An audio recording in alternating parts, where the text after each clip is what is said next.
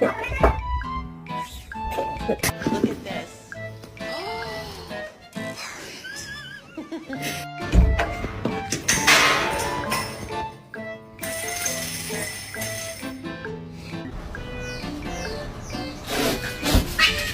Holy shit.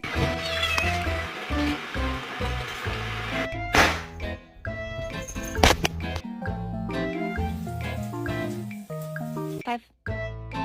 Good boy. Good boy. Name is John C.